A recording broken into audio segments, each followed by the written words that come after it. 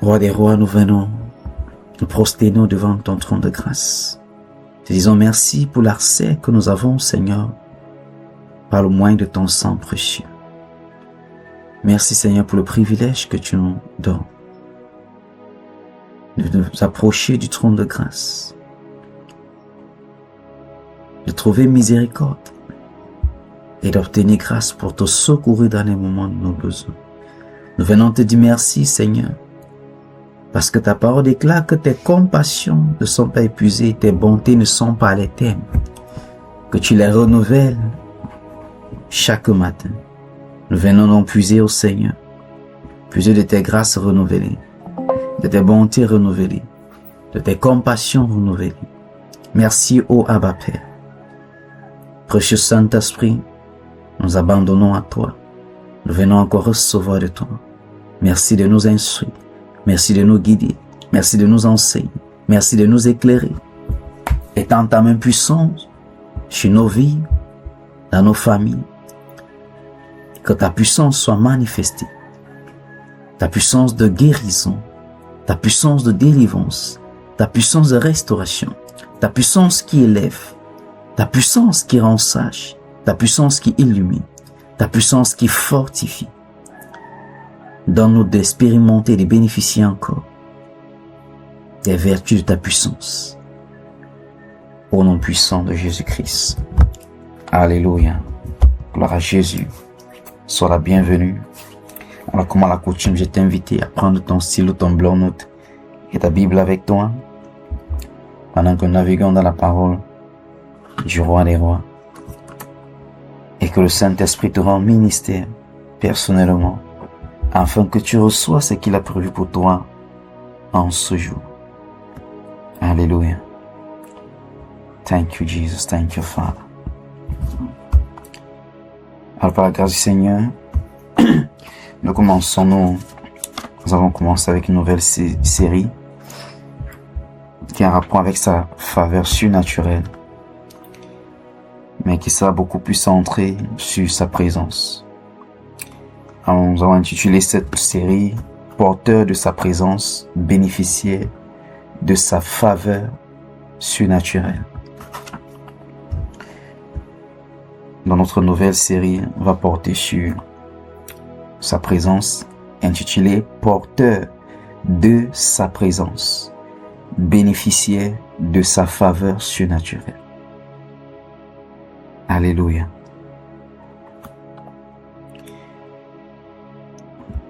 Alors, j'ai commencé en donnant des indices comment est-ce que j'ai reçu la parole de cette saison dans le domaine sur la faveur divine. Et une chose que je sais, c'est que le Seigneur en cette saison veut t'amener à expérimenter de manière palpable, réelle, sa faveur divine. Il veut que tu expérimentes sa faveur. Il y a des choses qui vont se produire dans ta vie, au sein de ta famille, à cause de sa faveur. Et je déclare que c'est ta portion non puissante de Jésus-Christ. J'ai expliqué que cela est venu par des visions, également par des circonstances dont il m'a enseigné également sur sa faveur. Et pendant que je portais ce sujet dans la prière, je m'attendais à un élément parce que je ressentais dans mon esprit qu'il y avait un élément manquant. Et lors d'un programme de louange et d'adoration où un serviteur de Dieu faisait la dédicace de son album, le Seigneur m'a fait grâce de me donner la partie du puzzle qui manquait. Et c'était celui de sa présence. Donc je vais te prier de t'ouvrir afin que le Saint-Esprit puisse te conduire dans les réalités non seulement de sa présence, mais que tu manifestes sa faveur.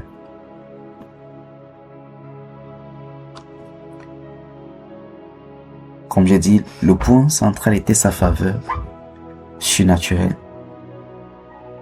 Mais au-delà de ça, il m'a ramené avec un enseignement profond par rapport à sa présence. que sa faveur découle de sa présence. Sa faveur est manifestée à partir de sa présence. Alors j'ai le plaisir de t'amener dans la compréhension de sa présence. Et nous allons aller dans le livre du commencement, dans le livre de Genèse. Genèse chapitre 1. Nous prenons le verset 1 et verset 2. Genèse chapitre 1. Alléluia, Amen. Alléluia, Amen. Oh. Alléluia, Amen. Amen, Alléluia. Adorons Jésus. Adorons Jésus. Oh. Adorons Jésus. Amen, Alléluia, Amen. Genèse 1, verset 1. Au commencement, Dieu créa les cieux et la terre. Verset 2. La terre était informe et vide. Il y avait des ténèbres à la surface de l'abîme. Et l'Esprit de Dieu se mouvait au-dessus des eaux. Alléluia. Donc, la première chose que nous constatons, que nous allons voir dans Genèse chapitre 1, à son premier verset, verset 2, c'est que Dieu a commencé à créer deux dimensions. Il commence par la création de deux dimensions. La dimension invisible et la dimension visible. Il a créé le ciel et ensuite la terre. En fait, il crée les deux au même moment, selon Genèse 1. Alléluia. Et nous avons au verset 2 que la terre était informe et vide. Il y avait des ténèbres à la surface de l'abîme et l'Esprit de Dieu se mouvait au-dessus des cieux. Donc nous comprenons que depuis la création, nous voyons Dieu nous donner la révélation de deux dimensions. La dimension invisible et la dimension visible. Et toutes ces deux dimensions, dans l'ensemble, sont des dimensions de sa présence. Et également, sont des dimensions de son royaume. Parce que sa présence est également le royaume.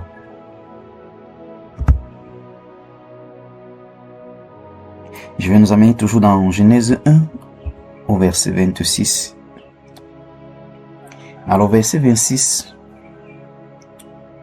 parce que nous parlons de la présence de Dieu qui nous concerne. Alléluia. Nous allons au verset 26. Nous voulons voir l'idée initiale de Dieu nous concernant. Genèse 1, verset 26.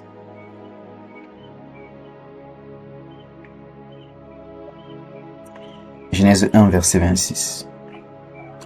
Puis Dieu dit, faisons l'homme à notre image, selon notre ressemblance, et qu'il domine sur les poissons de la mer, sur les oiseaux du ciel, sur le bétail, sur toute la terre, et sur tout reptile qui rampe sur la terre. Alléluia. Alors dans Genèse chapitre 26, nous voyons l'idée de Dieu nous concernant. Il dit, faisons l'homme à notre image, selon notre ressemblance, et qu'il domine sur les poissons de la mer, sur les oiseaux du ciel, sur le bétail, sur toute la terre, et sur tous les reptiles qui rampent sur la terre. Donc, au travers de Genèse 1, verset 26, nous voyons que l'agenda de Dieu, ou le plan de Dieu, c'était pas non seulement pour nous créer, mais il avait déjà prévu un lieu où toi et moi, nous aurons à exercer sa domination, son autorité, où nous allons manifester sa nature parce que nous sommes nés de lui. Nous avons sa nature. Lui-même il dit au travers de Genèse 1, 26, faisons-nous à notre image et à notre ressemblance. Donc il nous place dans la dimension de sa présence, dans la dimension du visible.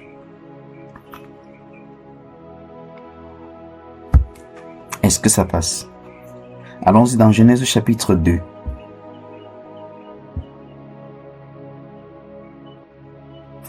Genèse 2. Permettez-moi d'établir cette embase en ce qui concerne la présence de Dieu que nous allons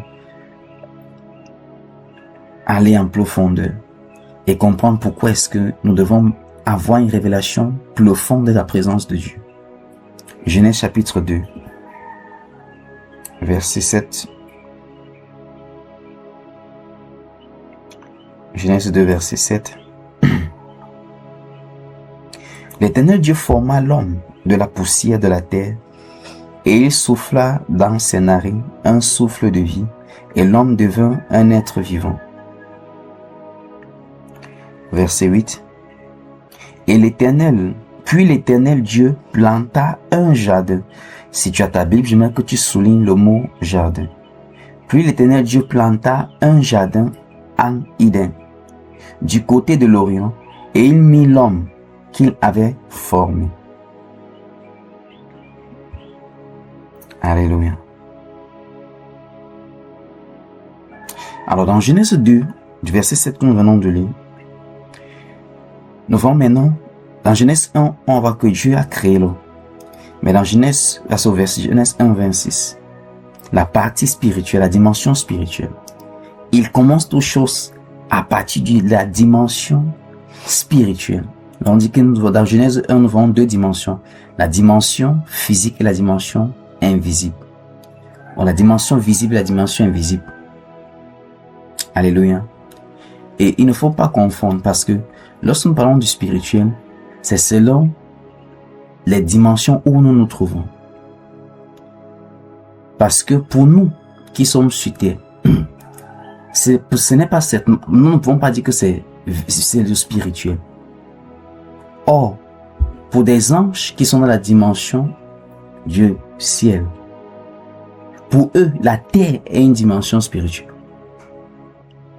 Mais pour nous qui sommes sur terre, c'est le ciel qui est la dimension spirituelle.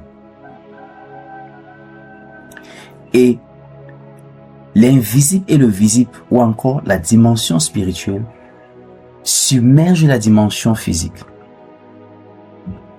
C'est pour cela que nous ne sommes pas hors du spirituel, nous sommes dans le spirituel. C'est juste que nous sommes plus conscients de la réalité du visible. Est-ce que ça passe? Non, pourquoi je retourne à Genèse?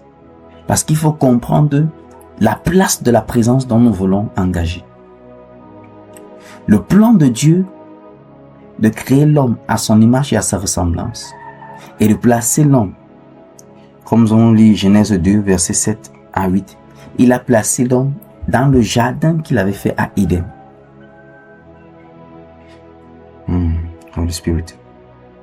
Alors, le jardin était l'atmosphère du ciel sur la terre, le lieu de la présence de Dieu, qui était le lieu de l'habitat de l'homme. Parce que l'homme procède de Dieu, son environnement, son atmosphère, c'est rien d'autre que la présence de Dieu. De la même manière que lorsque Dieu a mis le poisson dans l'eau, et que l'eau soit l'habitat du poisson, ainsi la présence de Dieu, dans le plan de Dieu, est l'habitat de l'homme. C'est pour cela qu'il va placer l'homme dans le jardin que lui, Dieu, il avait planté. Et le jardin était le lieu qu'on a l'habitude de dire, en anglais on dit the door of heaven on earth. Ça veut dire qu'il n'y avait pas de différence au jardin de ce qui était dans le visible ou de ce qui était dans l'invisible.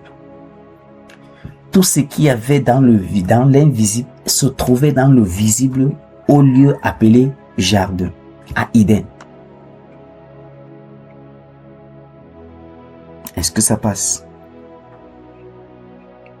Oh, thank you. Si nous regardons dans Genèse, toujours dans Genèse 2, verset 15, regardons le verset 15, je vais lire quelque chose en verset 15. Verset 15. Il dit, l'Éternel Dieu prit l'homme et le plaça dans le jardin d'Éden pour le cultiver et pour le garder. Donc, en sorte que Éden ne soit pas seulement, que le jardin ne soit pas seulement la seule portion à Éden, mais que Éden devienne tout entier le jardin.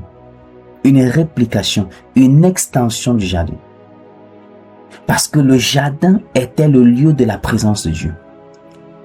Et les instructions que Dieu donnait à l'homme, c'est d'étendre la présence. Jusqu'à ce que tout Éden devienne la présence de Dieu. En d'autres termes, que tout Éden devienne le royaume. Parce que la présence de Dieu, c'est le royaume de Dieu. Là où il y a la présence, là il y a le royaume. Est-ce que ça passe?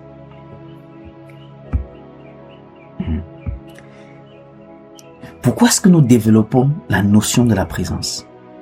Parce que nous allons comprendre à la fin que la rédemption, notre salut, le fait d'accepter Jésus-Christ comme Seigneur Sauveur, était le moyen par lequel Dieu nous ramenait dans le jardin. C'était notre retour dans le jardin. Notre combat dans la présence.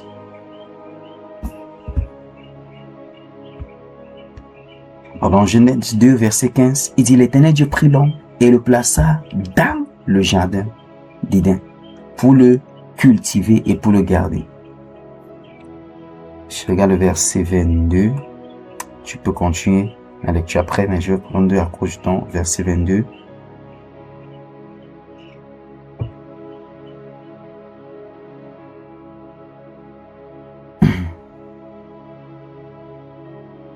Ok, là c'est lorsque Dieu forma, l'Éternel Dieu forma une femme de la côte qu'il avait pris de l'homme et il l'amena vers l'homme. Alors nous allons aller dans Genèse 3, verset 23. Genèse 3.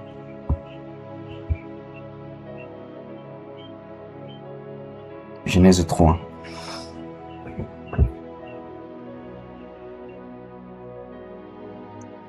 Genèse 3, verset 23.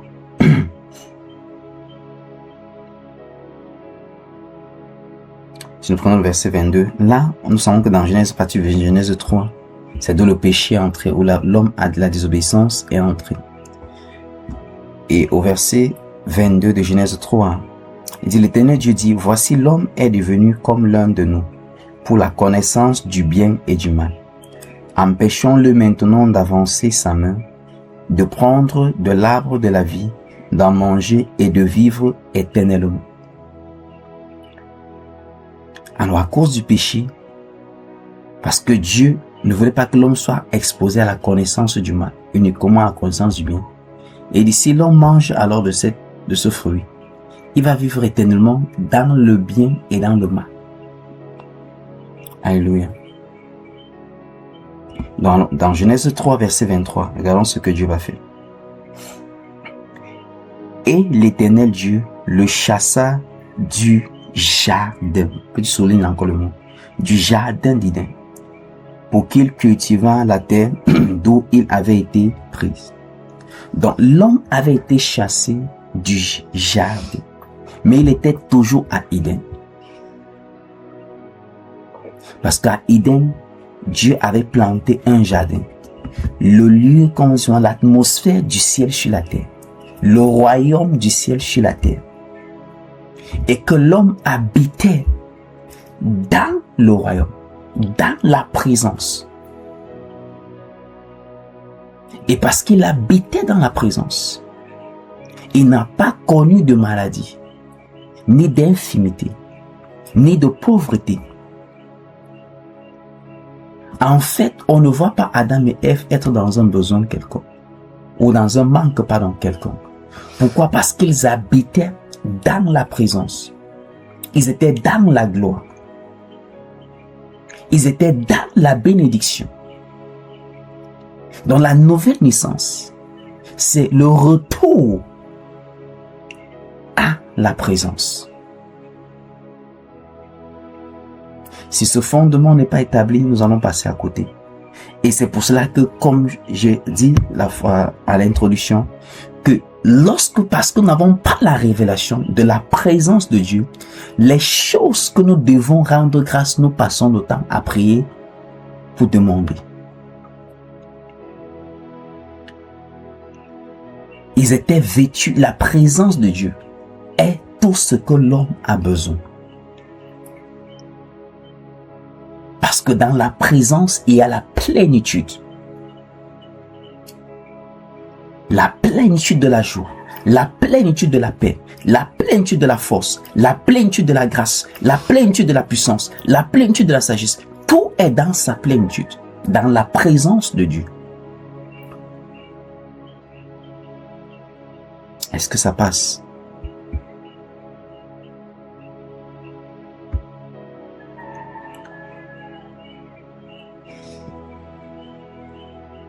La présence de Dieu. Si seulement nous pouvons avoir la révélation profonde de cette présence, beaucoup de nos points de prière vont changer. Toute forme d'anxiété, d'inquiétude sera bannie, sera loin de nous.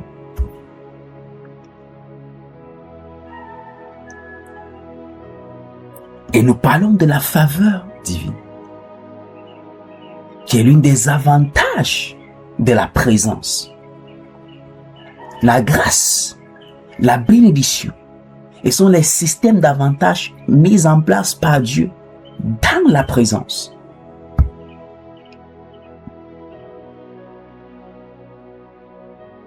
Que ce soit la guérison divine, que ce soit la restauration, tout ce que toi et moi nous pouvons imaginer, c'est disponible dans la présence. Alléluia. Je veux que tu élèves ta voix, que tu rends grâce au Seigneur. Parce que par son sacrifice à la croix, il t'a ramené dans la présence qui était perdue autrefois. Souvenons-nous, la Bible dit que par Adam, par un seul homme, Adam, tous ont péché, ont été privés de quoi? De la gloire de Dieu. Romains 3, verset 23. La désobéissance d'Adam dans le jardin nous a fait que nous soyons chassés hors de la présence, hors de la gloire. Donc ce que l'homme avait perdu, c'était la présence. C'était la gloire qui est dans la présence. C'est ce que l'homme avait perdu. Et parce que nous n'avons pas compris le privilège que nous avons en tant que ceux de la dispensation du Nouveau Testament, nous continuons à élever les points de prière comme ceux de l'Ancien Testament. Moïse pouvait dire à Dieu que nous n'irons pas à moins que ta présence soit avec nous. Pour toi et moi de la nouvelle dispensation du Nouveau Testament, ce n'est pas notre point de prière, parce que la restauration, le salut en Jésus-Christ nous a restaurés dans la gloire, dans la présence. Donc nous habitons dans la présence. Nous vivons dans la présence. Permanemment, pas par moment. L'erreur que beaucoup d'enfants de Dieu commettent, c'est de croire que c'est lorsqu'on a l'église qu'on a la présence de Dieu. Non. L'église, c'est un lieu où les porteurs de la présence se rassemblent. Ah, you're not getting me, Holy Spirit. L'église, c'est le lieu où les porteurs de la présence de Dieu se rassemblent. Et c'est pour cela qu'il y a comme une coalition d'intensité, de densité de la présence. Parce que c'est les porteurs de la présence qui se rassemblent, qui se sont rassemblés. Oh, have mercy, Lord, help me, Father.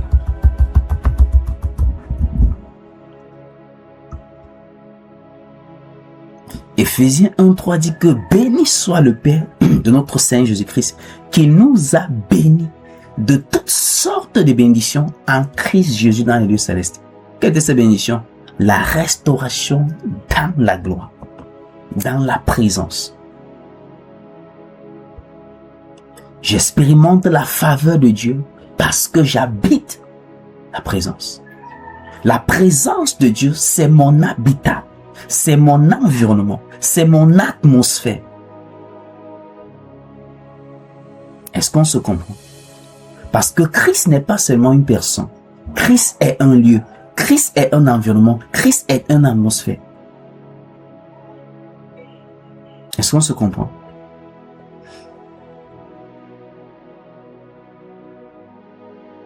Et un lieu, Christ est un lieu commun lorsqu'il dit que nous sommes assis en Christ Jésus dans un lieu céleste. Il n'est pas seulement une personne. Donc la plus grande bénédiction que nous avons reçue, c'est celle de la nouvelle naissance. La nouvelle naissance est le moyen dont le Père, passant par Jésus-Christ comme le second Adam, nous a restaurés à l'endroit initial, à l'atmosphère, à l'environnement initial qu'il avait prévu que nous habitions, que nous vivons de.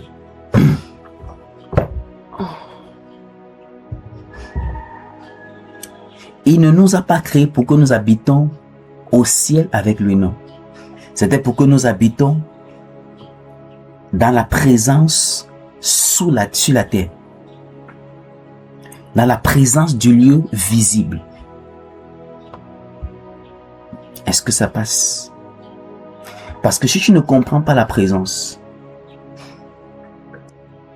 tu vas prier pour la protection. Alors que la présence met en place un système de protection. Souvenons-nous dans 2 Rois chapitre 3. C'est ça. 2 Rois chapitre 3 ou 4. Lorsque Élisée était avec son serviteur et que l'armée les avait entourés, son serviteur craignait. Il avait peur.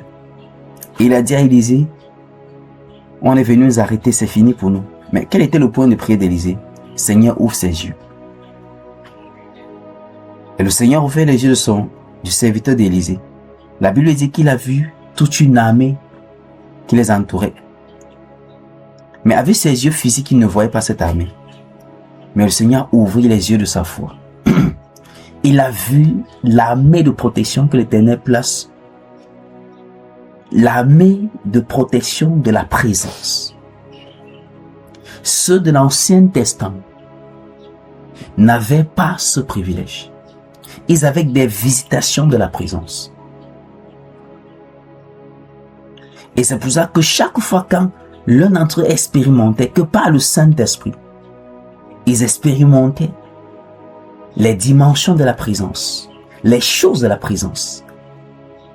Ils pouvaient dire comme David, 1 heure dans ta présence vaut mieux que 1000 ailleurs. Il ne s'agissait pas de 1 heure à l'église. Non. Mais toi et moi, nous n'avons pas seulement 1 heure dans sa présence. Par le sacrifice de Jésus-Christ, nous sommes transportés. Allons-y dans Colossiens. Colossiens chapitre 1, verset 12. Partie verset 12. Colossiens chapitre 1.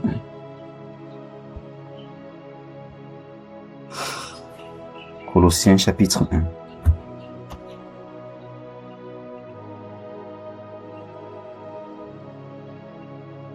Colossiens, Nouveau Testament. Colossiens chapitre 1. Dans le verset 12.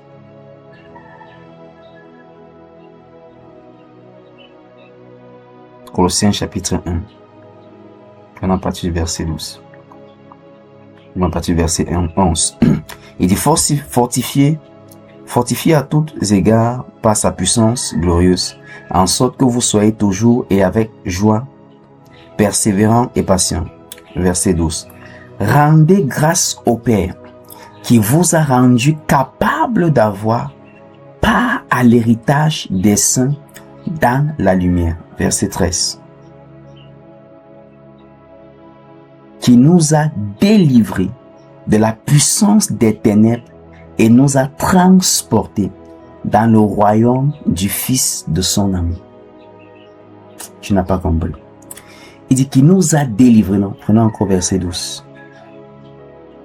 Rendez grâce au Père qui vous a rendu capable d'avoir part à l'héritage des saints dans la lumière. Verset 13.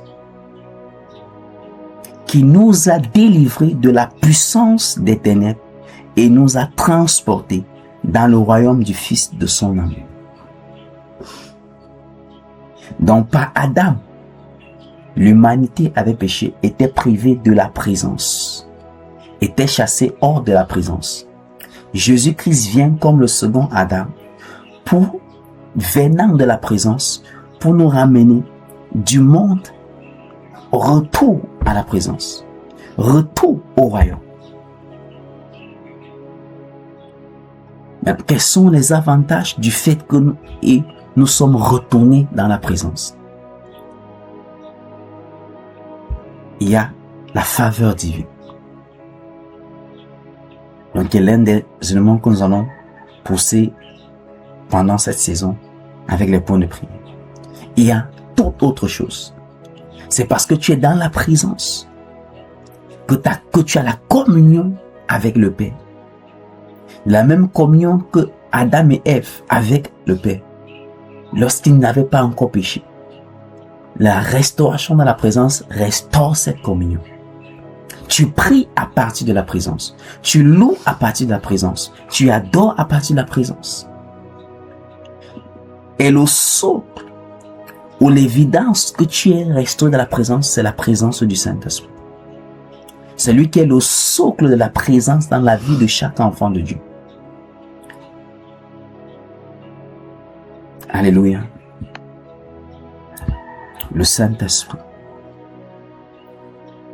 C'est pour ça que la parole dans le livre de Corinthiens va déclarer que ton corps est le temple du Saint-Esprit.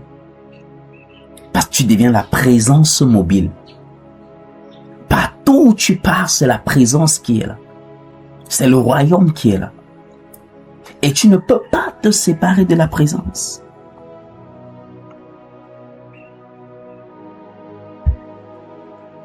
Oh, thank you, Father. Thank you, Jesus. Le psalmiste a demandé que où irais-je loin de ta présence, loin de ta face.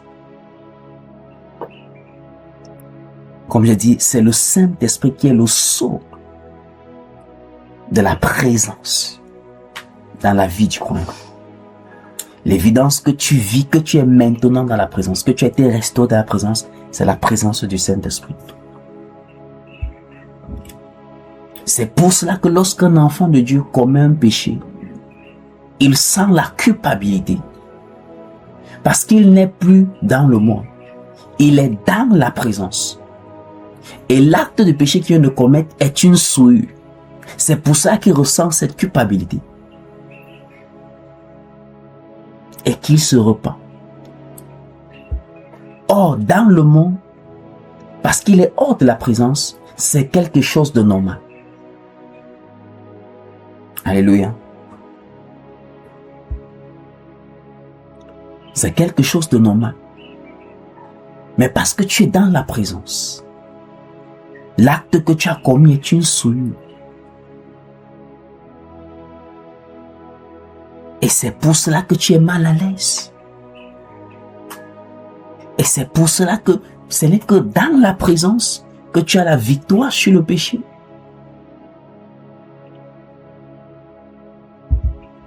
Est-ce que ça passe?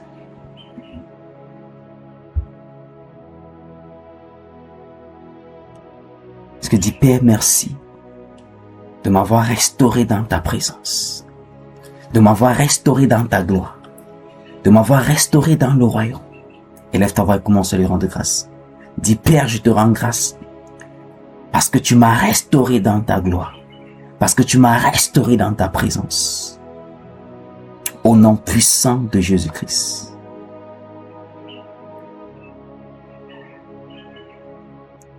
Alléluia. C'est pour cela qu'il te dit dans 2 Corinthiens 5:17 que parce que tu es en Christ, tu es une nouvelle créature. Il dit les choses anciennes sont passées. Voici toutes choses deviennent nouvelles parce que tu es maintenant dans la présence.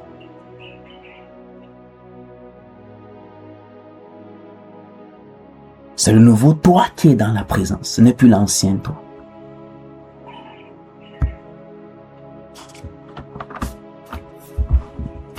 Tu es candidat de l'abondance de Dieu parce que tu es dans la présence. Tu es candidat de la guérison divine, de la santé divine, de la prospérité. de la force, de la sagesse, parce que tu es dans la présence.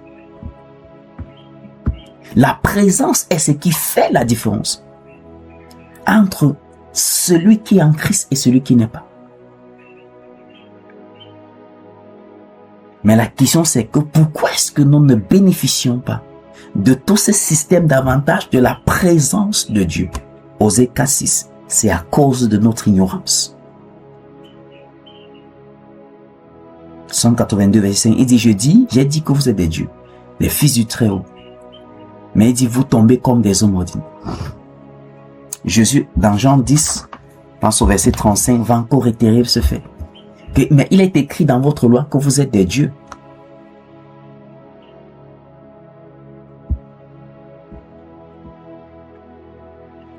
Par la présence, parce que j'habite dans la présence, j'ai la victoire. Parce que j'habite dans la présence. La protection divine est ma portion. C'est un point de prière. Père, je te rends grâce pour ta sécurité qui m'entoure. Pour le système d'avantages, Père, que je bénéficie dans ta présence. Système de sécurité, de provision, de restauration, d'élévation, de sagesse, de force. Toutes ces choses se trouvent dans la présence.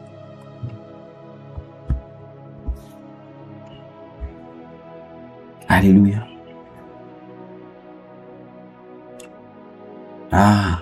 Maintenant, la parole de Dieu aura un sens pour toi lorsque Jésus te dit que le faible dit que je suis fort.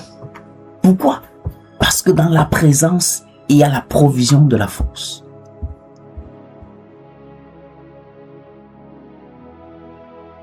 Je n'ai pas pauvre. Il dit que le pauvre dit que je suis riche. Parce que celui qui est dans la présence est dans l'abondance que le Père a disposé. Donc, il ne peut pas dire qu'il est pauvre. Non.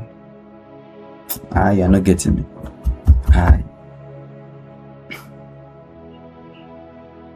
Il dit que le faible dit que je suis fort. Pourquoi? Parce que dans la présence, il y a la provision de la force. Tout ce que tu as fait, c'est d'emparer de cette force-là. C'est de prendre avantage de la force disponible.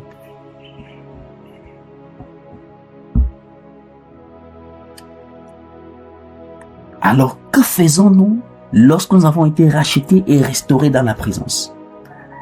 Nous nous focalisons sur notre croissance dans la communion avec le Père. Parce que dans cette communion, telle que le Père avait autrefois avec Adam et Ève dans le jardin, il venait les instruire. Dans notre communion, nous recevons les instructions du Père. Nous recevons les orientations du Père. Il nous montre ce qui est notre provision. C'est lui qui a montré à Adam, vous mangerez de cet arbre. Donc lorsque tu es dans la présence, ta communion, lorsqu'un besoin se présente, c'est pour que le Père te montre. Non, tu ne comprends pas. Je suis en train de dire que parce que tu es dans la présence, tu n'es plus appelé à résoudre les choses selon le système du monde, mais selon le système de la présence. Je vais illustrer ça. Allons-y dans Philippiens chapitre 2.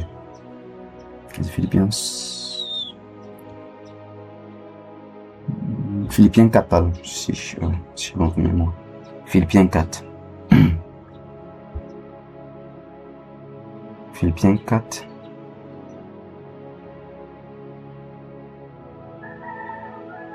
Verset 6. Philippiens 4, verset 6.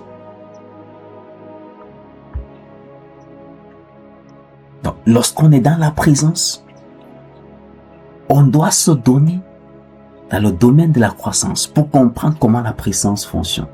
Parce que la présence est de niveau à niveau. Il y a des dimensions dans la présence. Tu grandis dans la présence. Plus tu grandis, plus tu as accès aux choses que le Père a disposées dans la présence. Par exemple, parce qu'on est dans la présence, il y a le moyen de comment résoudre les situations lorsque nous nous trouvons face aux défis. Et Philippiens 4, verset 6, là maintenant la parole de Dieu commence à avoir un sens pour toi. il te recommande que tu ne dois pas t'inquiéter comme celui qui est hors de la présence. Parce que pour ceux qui sont hors de la présence, lorsqu'ils font face aux défis, face aux situations, voilà les attitudes. Ils commencent à s'inquiéter. Or, Philippiens 4, verset 6 te dit que ne vous inquiétez de rien, ne t'inquiète de rien. Mais en toute chose, fais connaître ton besoin à Dieu par des prières et des supplications avec des actions de grâce. Jésus est venu nous démontrer la vie de la présence. Tu es un porteur de la présence. Tout lieu où la plante de tes pieds foule, la présence est là. Parce que le royaume est là où il y a la présence. Là où il y a la présence, là le royaume est. Est-ce qu'on se comprend? Donc, tu grandis dans la présence en maîtrisant comment fonctionne la présence. Dans la présence, lorsqu'on fait face aux défis, il y a un modèle d'opération. Jésus se trouve avec une foule. La Bible parle de 5000 hommes qui avaient mangé. Là, on avait pas parlé des femmes et des enfants. Et nous savons que dans tout rassemblement, les femmes sont toujours au plus grand nombre. Imaginez plus les enfants. Donc, s'il y avait 5000 hommes, nous pouvons estimer qu'il y avait au moins 7000 femmes. Donc, nous nous trouvons à 12 000. Si avec les enfants, peut être 2000. Nous nous trouvons avec 14 000 personnes. Et avec tout ce qui avait, c'était simple et deux postes. La Bible dit Jésus, il leva cela vers le Père et il rendit grâce. Est-ce qu'il a obéi à Philippiens 4, 6? Oui. Il ne s'était inquiété de rien. Mais dans cette condition, qu'est-ce qu'il a fait? Il s'est adressé au Père. Il dit, fais connaître vos besoins à qui? Au Père. Pas des prières, la communication. Et des supplications, qui est toujours la communication. Il dit, avec des actions de grâce. Quand la dernière fois qu'on t'a annoncé quelque chose, même négatif qu'elle était, tu as eu le réflexe d'engager les méthodes de la présence, celles d'action de grâce. Père, je te rends grâce. Parce qu'avant que la chose n'ait eu effet dans le règne physique, tu connaissais déjà. Père, je te rends grâce. Parce que dans la présence, la solution est disponible. Seigneur, merci de me révéler la stratégie, la sagesse de comment résoudre cela. Mais c'est ce que nous manquons de faire, d'appliquer. La présence. Je suis en train de te donner de comprendre que tu vas réussir pas à cause de tes efforts ou pas, non pas, mais parce que tu es dans la présence. Et il y a un système d'avantages pour que tu réussisses. Il y a le système de la faveur. Il y a le système de la sagesse. Il y a le système des stratégies. Qui est celui qui a donné la stratégie à Isaac? Pour que Isaac prospère à Guéra dans une terre sèche.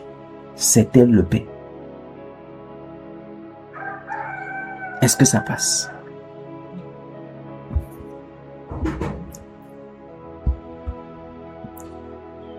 Oh, thank you, Father. Thank you, Jesus. Donc, est la révélation de ce que la nouvelle naissance t'a fait devenir. La nouvelle naissance t'a restauré dans la gloire perdue. T'a restauré dans la présence perdue.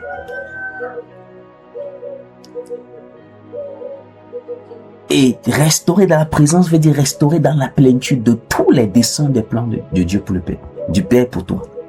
C'est dans la présence que tu as la révélation des desseins et les plans que le Père a pour toi. Donc tout ce qu'il te dit, je connais les projets que j'ai formés pour toi, sur toi. Ces projets sont révélés lorsque tu es dans la présence. Dans la présence, tu as accès aux choses concernant ton futur. aux choses concernant ton présent. Alléluia. La présence est le lieu illimité.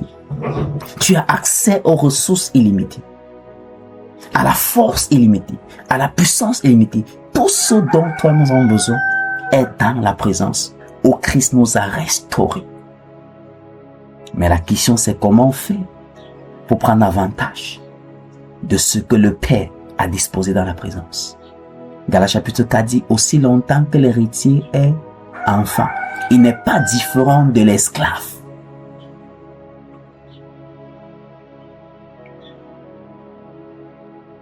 Donc la croissance est le moyen d'engager les bénéfices de la présence.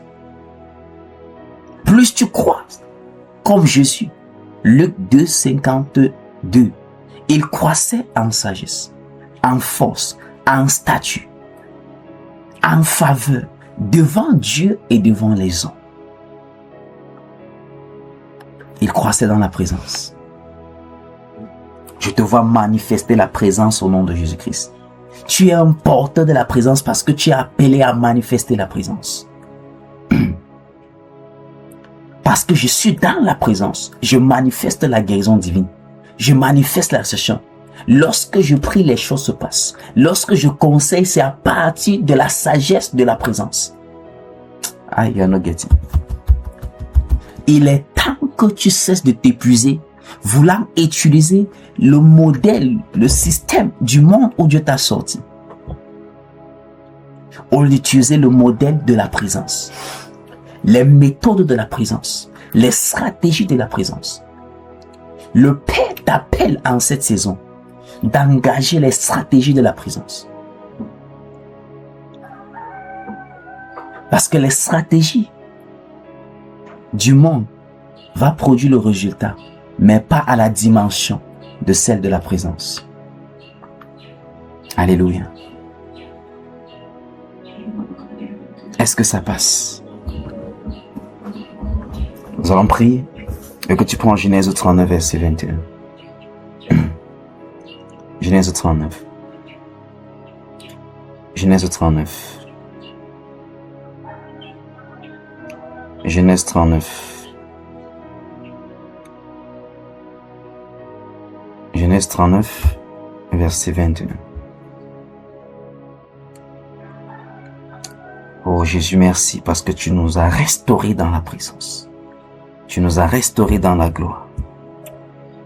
Afin que nous marchions dans la plénitude de tes desseins et de tes plans. Afin que nous soyons, ô Seigneur, non seulement des porteurs de ta présence, mais ceux qui manifestent la présence, ceux qui étendent la présence. Genèse 39, partie du verset 21. Et je veux que tu constates quelque chose. Chaque fois dans la parole de Dieu, que tu vas voir que les choses extraordinaires sont accomplies, la présence serait d'abord mentionnée. Acte chapitre 10, verset 38 va dire, vous connaissez comment Dieu a oint Jésus-Christ du Saint-Esprit de force, qui allait de lieu en lieu faisant du bien, guérissant les malades et livrant ceux qui étaient sur l'emprise de l'ennemi, car Dieu était avec lui. La présence. C'est la présence qui fait la différence. Je te vois entrer dans la réalité de la conscience de la présence que tu portes et dans laquelle tu habites. Et tu te vois manifester la présence dans tout ce que tu entreprends au nom de Jésus-Christ. La présence fera la différence. Mais est-ce que tu es conscient de cette présence? Tu es plus conscient de tes défis que de la présence dans laquelle tu habites. Tu es plus conscient de tes faiblesses que de la force qui se trouve dans la présence. Tu es plus conscient de tes manquements que de l'abondance qui s'y trouve dans la présence. C'est pour cela que le Père ne cesse de crier, de pleurer. Osée 4:6 et dit, mon peuple périt parce qu'il lui manque la connaissance. Genèse 39, verset 21.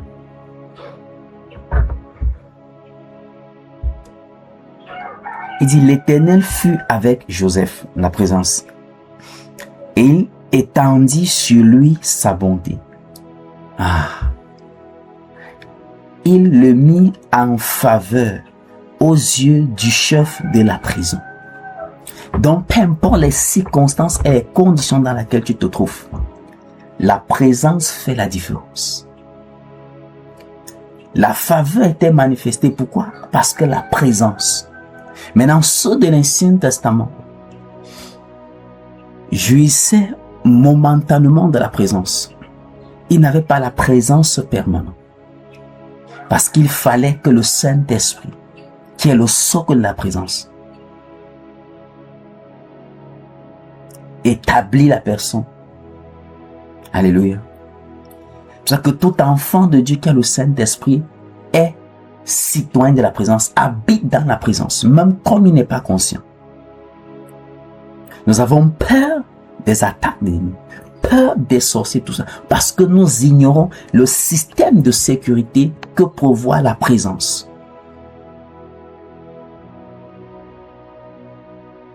Sois éveillé et deviens conscient de la présence, non seulement dont tu habites, mais que tu transportes avec toi au nom de Jésus-Christ.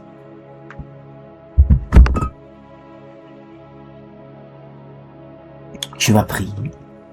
Elle veut dire que la présence était avec Joseph. Et il a expérimenté la veuve. Même au milieu des conditions défavorables, la présence te donne d'expérimenter ce que les autres n'expérimentent pas. La présence te distingue. Tu vas élever ta voix et tu vas prier. Que cette présence qui a accordé, qui a fait que Joseph bénéficie de la faveur, que parce que tu es dans la présence, que sa faveur s'étende dans tout ce que tu entreprends maintenant, que par sa faveur, que l'agenda de l'ennemi soit réduit en néant, que par sa faveur, que tu sois distingué, que par sa faveur, que les choses tournent. Oh, Joseph dit toujours dans Joseph, là on est dans Genèse, je pense c'est Genèse 50, verset 20. Il dit, vous avez planifié le mal contre moi, mais Dieu a changé cela en bien. Alléluia. C'est la faveur qui a fait que Esther devienne roi. Reine, pardon. Tu vas élever ta voix et tu vas prier à Dieu. Ô Père, ta faveur. Parce que je suis dans ta présence. Que ta faveur parle pour moi. Que ta faveur s'étende dans tout ce que j'entreprends. Que ta faveur va au-devant de moi. Est-ce que tu peux élever ta voix et commencer à prier? Que dans le nom puissant de Jésus-Christ, que sa faveur va au-devant de toi. Que sa faveur te précède. Parce que tu es porteur de sa présence. Et que sa faveur découle de sa présence. Que sa faveur va au-devant de toi. Que sa faveur te précède dans tout ce que tu entreprends. En cette saison, que sa faveur aille au-devant de toi. Élève ta voix et commence à prier dans le nom de Jésus-Christ. Père, dans le nom puissant de Jésus-Christ. Au travers de ta parole, Père, nous reconnaissons que Joseph était distingué même dans les conditions, Seigneur, défavorables, à cause de ta faveur. Que ta faveur qui a distingué Joseph dans les conditions défavorables agisse, ô Père, dans la vie de mon frère, dans la vie de ma soeur, au sein d'une famille, au sein d'une communauté. Que ta faveur, ô Père, qui fait la différence, soit manifeste, soit manifeste, soit manifeste, soit manifeste, soit manifeste au nom puissant de Jésus-Christ. Que la faveur de Dieu visite chaque compartiment, visite chaque domaine de ta vie. Que la faveur de Dieu visite chaque domaine de ta famille. Que la faveur de Dieu vous visite abondamment, vous visite en cette saison. Tu obtiendras des choses, tu réaliseras des choses à cause de la faveur, à cause de la faveur, par la puissance de la faveur, par la puissance de la faveur. Ce qui était impossible devient possible maintenant, par la puissance de la faveur. Les limites qui étaient placées tombent maintenant. Tu vas au-delà des limites, par la puissance de la faveur. Tu vas au-delà des limites qui étaient définies contre ta vie et celle de membres de ta famille, par la puissance de la faveur, toute limite qui avait été tracée, toute limite qui avait été placée, je déclare que ces limites tombent et la faveur te propulse à une autre dimension et la faveur vous propulse à une autre dimension. Je déclare par la puissance de la faveur, tout ce qui était impossible devient possible maintenant. Ce qui était impossible devient possible maintenant. Par la puissance de la faveur, tu commences ce projet et tu l'achemines. Tu réalises ce qui était irréalisable au nom puissant de Jésus-Christ, par la puissance de la faveur. Et dit, tout ce qui était inguérissable reçoit la guérison maintenant, par la puissance de la faveur. Là où tu étais oublié, caché et abandonné, tu es soudainement rappelé, soudainement on se souvient de toi, par la puissance de la faveur. En cette saison, je déclare, je décrète, parce que tu es porteur de la présence et que c'est la présence qui est le vecteur de la faveur. Je déclare que la force de la faveur t'enveloppe comme un vêtement, te précède dans tout ce que tu entreprendras, au nom puissant de Jésus-Christ. Au nom puissant de Jésus-Christ. Lève ta voix, commence à bénir au Seigneur. Oh Père, merci. Adonai, merci. Roi des rois, merci pour la puissance de ta faveur. Père, merci pour ta présence. Merci parce que tu nous as restaurés dans la gloire, dans la présence. Père, nous te bénissons parce que dans ta présence, nous avons la plénitude de la joie, la plénitude de ta force. Dans ta présence, nous avons ta sécurité, nous avons ta protection, nous avons ta provision. Nous te bénissons, ô roi des rois. Père, pour ce que tu as disposé pour nous dans la présence et que tu nous as restaurés, rétablis dans la présence. Nous te bénissons, ô Père, parce que nous sommes des porteurs de ta présence. Nous sommes, ô roi des rois, Seigneur, des porteurs de ta présence. Nous te bénissons parce qu'en ces saisons, Seigneur, marchant dans la conscience de ta présence, nous ne serons plus défavorisés, car nous savons que nous portons la présence et que de ta présence découle la faveur. Je déclare et je décrète que par ce renouvellement, Seigneur, de ta parole, par ce renouvellement de l'intelligence et de la compréhension, que nous sommes des porteurs de ta présence, nous marchons, Seigneur, en victoire. Nous marchons, Seigneur, dans ta gloire. Nous marchons, Seigneur, dans tes desseins et dans tes plans, au nom puissant de Jésus-Christ. Parce que dans ta présence, il n'y a pas de confusion. Nous déclarons toute forme de confusion bannie au nom de Jésus-Christ. Au nom puissant de Jésus-Christ. Amen. Amen. Amen.